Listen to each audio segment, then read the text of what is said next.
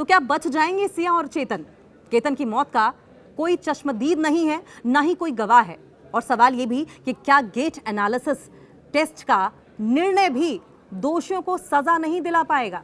केतन के हत्यारों को अभी भी सजा नहीं मिलेगी?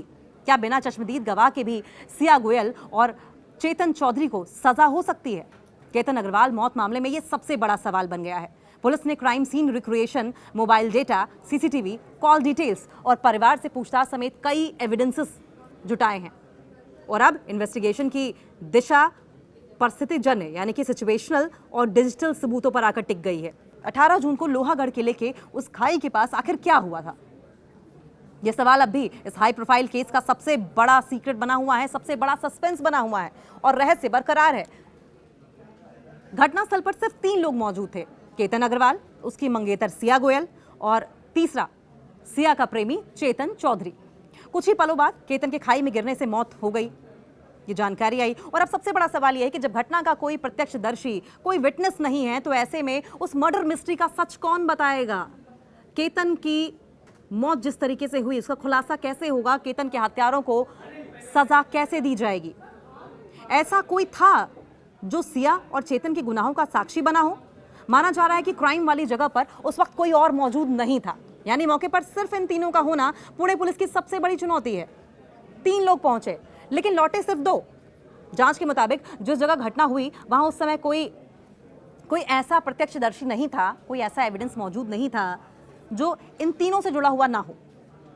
यानी कि बायस की संभावना के इतर अगर देखा जाए तो कोई भी विटनेस वहां पर नहीं था, सिर्फ ये तीनों थे, जिसमें से 3 जाते हैं, 2 वापस आते हैं और प्रत्यक्षदर्शी मौजूद होने की पुष्टि अब तक नहीं हो पाई है। पुलिस का दावा यह है कि उस वक्त घटनास्थल के आसपास केवल 3 लोग थे, केतन, सिया और चेतन। और यही वजह है कि मामला, ज्यादातर जो ऑर्डिनरी मामले आते हैं सामने, सामान्य मामले आते हैं, सामान्य मर्डर के मामले आते हैं, उनसे थोड़ा सा अलग माना जा रहा है। यहाँ किसी एविडेंस या प्रत्यक्ष गवाह का बयान नहीं, बल्कि परिस्थितिजन्य साक्ष्य यानी कि सर्कमस्टेंशियल एविडेंसेस जांच की सबसे अहम कड़ी बन गए हैं।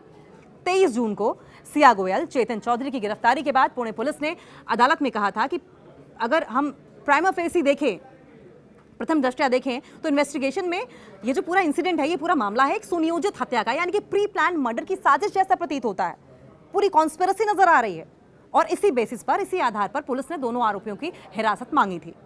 पुलिस का कहना था कि पूछताछ, डिजिटल साक्ष्यों और जो घटनास्थल जहां पर उस मर्डर को अंजाम दिया गया, उसकी जांच से पूरे घटनाक्रम की कड़ियां जोड़नी है। अभी अदालत ने पुलिस को रिमांड दी है और जांच आगे बढ़ा दी है। 5 दिन की पूछताछ हुई है अभी तक सिया से, चेतन से, लेकिन क्या मिला अभी तक? पुलिस ने रिमांड के दौरान कई स्तरों पर जांच की और अब तक सामने आई जानकारी के मुताबिक जांच टीम ने दोनों आरोपियों के मोबाइल फोन की जांच की है।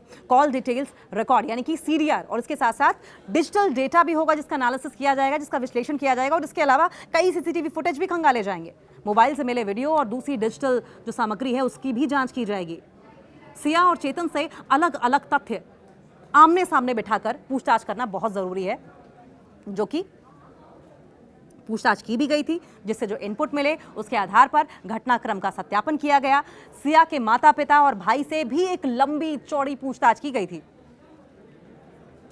लोहागढ़ किले पर क्राइम सीन रिक्रिएशन कराया गया था और इन सभी का उद्देश्य, इन सभी का मोटिव क्या था?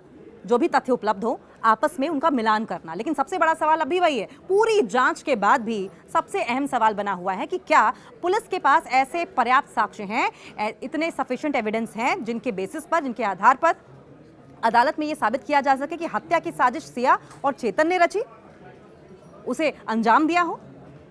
पुलिस ने अभी तक जांच से जुड़े सभी साक्ष्य पब्लिक नहीं किए हैं, सार्वजनिक नहीं किए हैं, इसलिए अंतिम निष्कर्ष न्यायिक प्रक्रिया के दौरान ही सामने आएंगे। जब कोई गवाह नहीं होता तो कैसे पता चलता है मुकदमा? सबसे बड़ा सवाल तो यही है कि वहां पर कोई विटनेस ही नहीं है, तो कैसे प्रूव होगा कि मर्डर किसने किया, मर्डर हुआ भी या नहीं हुआ, ये हादसा था। आपराधिक मामलों में प्रत्यक्षदर्शी गवाह महत्वपूर्ण माने जाते हैं, लेकिन भारतीय कानून केवल आई विटनेस पर ही निर्भर नहीं करता।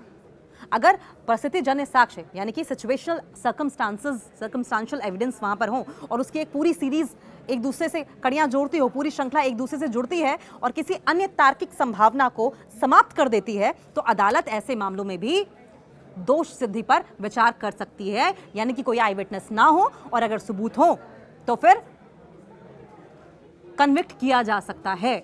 यानी किसी मामले में प्रत्यक्ष गवाह का ना होना अपने आप में आरोपी के बरे होने का आधार नहीं बनता। सुप्रीम कोर्ट के अधिवक्ता हैं फुजैल खान।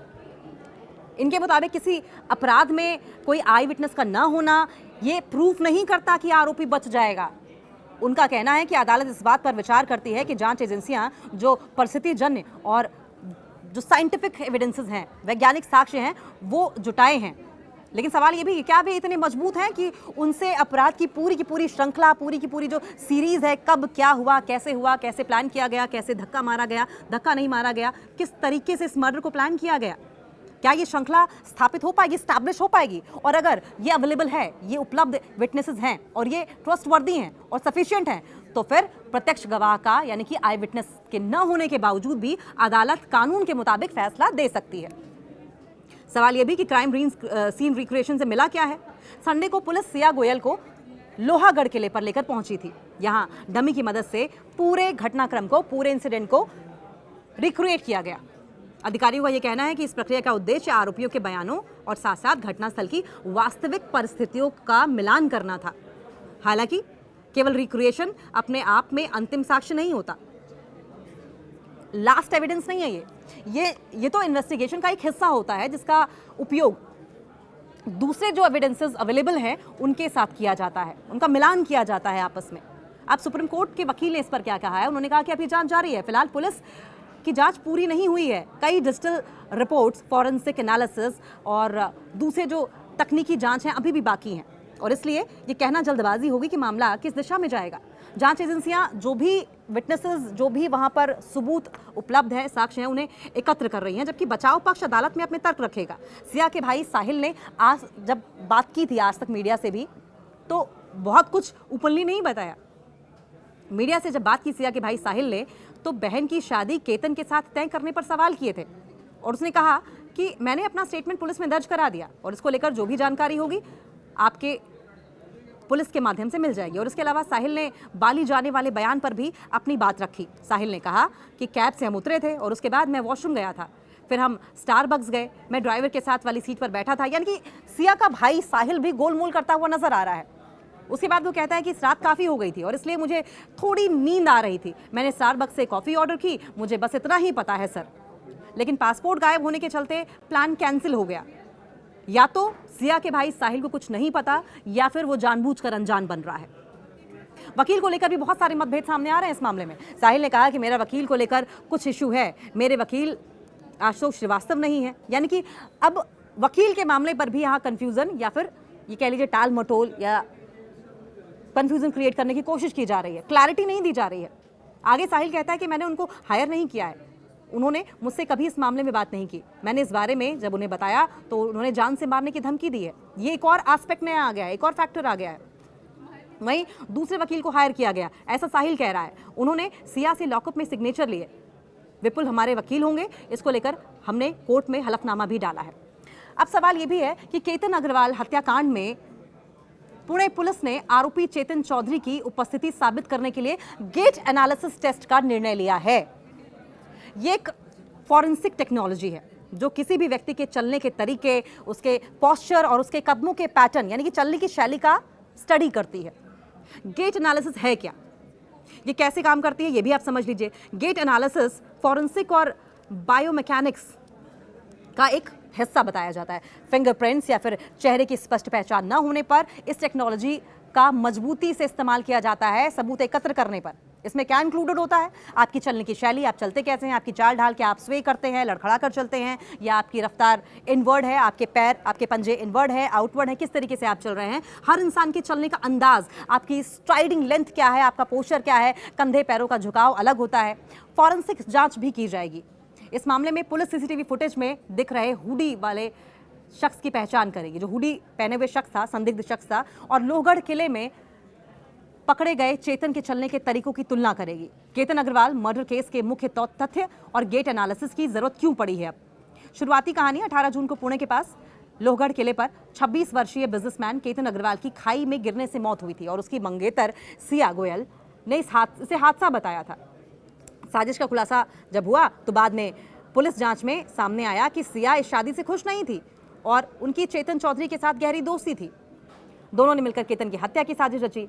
अब इसमें चेतन की भूमिका क्या है? आरोप यह है कि चेतन ने अपनी पहचान छुपाने के लिए भारी गर्मी में भी हुडी पहन रखी थी और घटनास्थल के पास मौजूद था। टेस्ट की प्रक्रिया क्या रही? पुणे पुलिस चेतन को उसी कपड़े और हुडी में उसी रास्ते पर दोबारा चलाकर वीडियोग्राफी करेगी और उसके बाद आर्टिफिशियल इंटेलिजेंस यानी एआई टूल्स की मदद से सीसीटीवी के पुराने फुटेज और नई फुटेज के चाल ढाल को मिलाया जाएगा और यही गेट एनालिसिस का हिस्सा भी है। मामले की सीरियसनेस को अगर देखा जाए तो इस हाई प्रोफाइल मामले में महाराष्ट्र सरकार द्वारा उज्जवल निगम, जो कि बहुत ही रेप्यूटेड पब्लिक प्रोसिक्यूटर है, उन्हें नियुक्त किया गया है इस मामले की सेंसिटिविटी को देखते हुए।